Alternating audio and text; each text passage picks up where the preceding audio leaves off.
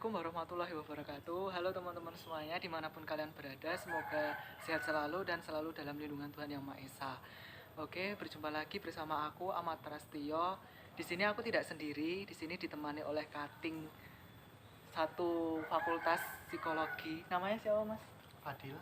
Mas Fadil. Jadi kami mahasiswa psikologi di Universitas Proklamasi 45 Yogyakarta. Aku sendiri adik tingkatnya ya. Jadi aku semester 3, Mas Fadil semester 5. Semester 5. Nah, di video kali ini kami mau mengajak teman-teman untuk belajar teori kepribadian yang dikemukakan oleh Miller dan Dollar. Jadi di sini kami sudah memakai buku yang menjadi sumber ya, teman-teman. Aku pakai Alvisol tahun 2017 dan Mas Fadil pakai Alvisol tahun 2009 ya, Mas? Iya. Tahun 2009. Langsung aja ya teman-teman, kita mulai saja belajar mengenai teori kepribadian yang dikemukakan oleh Miller dan Dollar.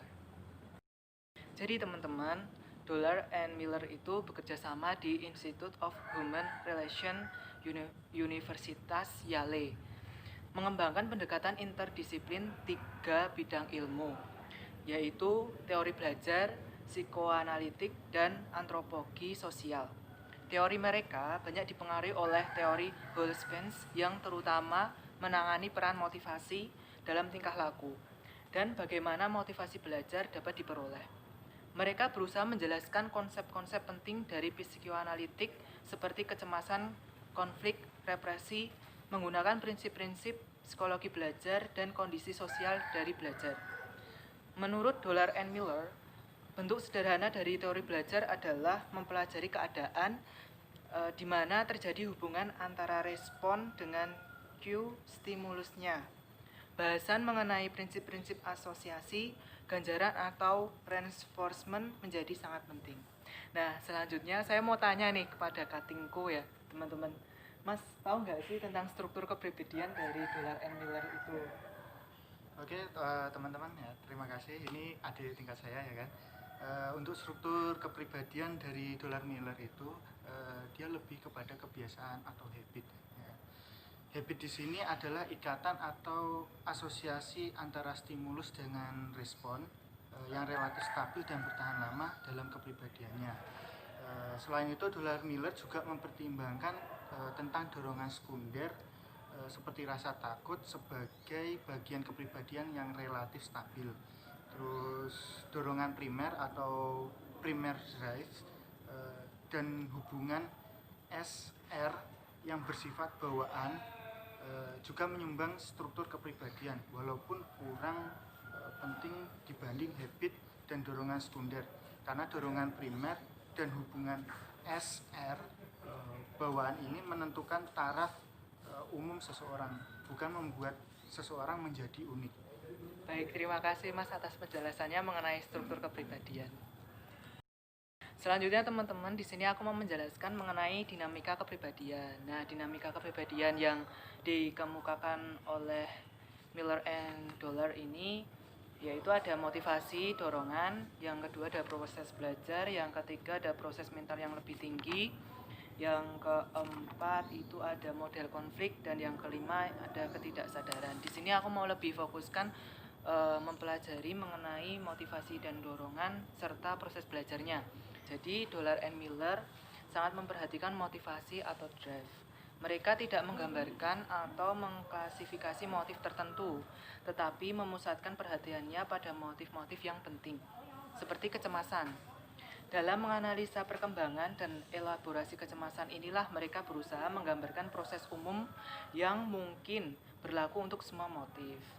Dalam kehidupan manusia, banyak sekali muncul dorongan yang dipelajari dari atau berdasarkan dorongan primer seperti lapar, haus, dan seks. Dorongan yang dipelajari itu berperan sebagai wajah semu yang fungsinya menyembunyikan dorongan bawaan. Kenyataannya di masyarakat Barat yang modern, dari pengamatan sepintas terhadap masyarakat dewasa, pentingnya dorongan primer sering tidak jelas. Selanjutnya mengenai proses belajar ya teman-teman. Jadi Dollar and Miller ini melakukan eksperimennya rasa takut terhadap tikus. Peralatannya adalah kotak yang dasarnya diberi aliran listrik. yang menimbulkan rasa sakit. Nah, kotak itu diberi sekat yang dapat diloncati tikus. Sisi yang satu diberi warna putih dan sisi lain diberi warna hitam. Dibunyikan juga bel bersamaan dengan pemberian kejutan listrik pada kotak putih yang membuat tikus kesakitan, yang segera dihentikan kalau tikus itu meloncat dari kotak putih ke kotak hitam. Ternyata sesudah terjadi proses belajar, warna kotak yang putih dan atau bunyi bel saja atau tanpa kejutan listrik telah membuat tikus meloncati sekat. Ini adalah reaksi takut terhadap rasa sakit. Percobaan ditingkatkan dengan menutup sekat dan memasang pengumpil yang harus ditekan tikus agar pintu penghubung ke sekat hitam terbuka. Lalu tikus bisa berlari ke kotak warna hitam yang bebas dari kejutan listrik dan bel berhenti. Ternyata kemudian tikus berhenti berusaha menabrak sekat atau yang tidak dapat diloncati lagi dan menemukan cara baru, yakni menekan pengumpil untuk membuka pintu sekat. Eksperimen ini mendemonstrasikan beberapa prinsip belajar, yakni yang pertama adalah classical conditioning atau tikus terkondisi merespon bel sebagai tanda akan ada kejutan listrik. Yang kedua adalah instrumental learning, yaitu tikus belajar respon meloncati sekat sebagai instrumental menghindari rasa sakit. Yang ketiga ada extension atau tingkah laku meloncat tidak dilakukan lagi, tetapi diganti dengan menekan pengumpil. Yang keempat adalah tampak pula primary drive atau rasa sakit dan tertekan, memunculkan learned and secondary drive atau rasa takut yang kemudian memotivasi tingkah laku organisme bahkan ketika sumber rasa sakit sudah tidak muncul. Jadi dari kesimpulannya adalah bahwa sebagian besar dorongan sekunder yang dipelajari manusia dipelajari melalui belajar rasa takut atau anxiety.